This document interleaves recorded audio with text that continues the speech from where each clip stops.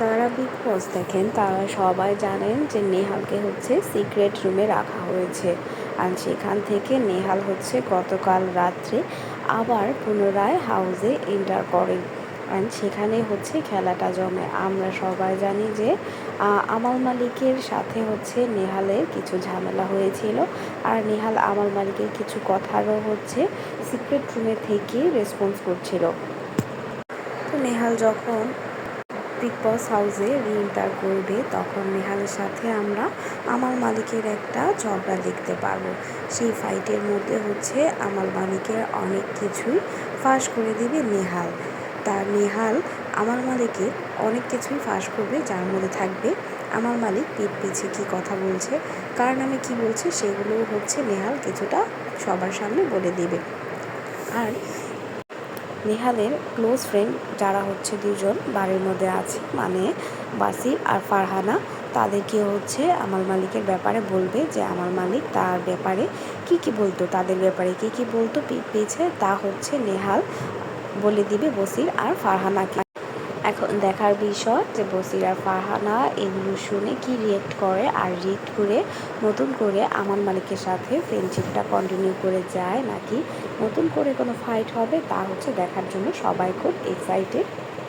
আর বসির ফারহানা, যেহেতু ফারহানার চাইতে বসির হচ্ছে ক্লোজ বেশি আমাল মালিক, তো আমাল মালিকের সাথে ফারহানা বসির তাদের ফ্রেন্ডশিপ কন্টিনিউ করবে কি না তা হচ্ছে এখন দেখার বিষয়। আর আমাল মালিক তার এইসব কাজ যখন ফাঁস হবে তখন আমাল মালিক কীভাবে রেসপন্স করবে সেটাও হচ্ছে এখন দেখার বিষয়। একটা কথা বললেই নয়, আমাল মালিক যতটাই নেগেটিভ আর পজিটিভ যে সাইডটাই শো করে না কেন, এই বিগ বসে কিন্তু আমাল মালিকই তার পুরো সাইডটা দেখাচ্ছে, মানে রিয়েল সাইডটা দেখাচ্ছে। আর সে কিন্তু পজিটিভ হোক নেগেটিভ হোক পুরো গেমের মধ্যে ইনভলভ, মানে তাকে কোনোভাবেই হচ্ছে শো থেকে বাদ দেওয়া যাবে না। মানে ডানে যান বামে যান সব দিকেই হচ্ছে আমাল মালিককে দেখতে পাবেন। মানে বিগ বসটা হচ্ছে, বিগ বস 18 হচ্ছে আমাল মালিক ছাড়া চলবে না, এরকম একটা টাইপ হয়ে গেছে।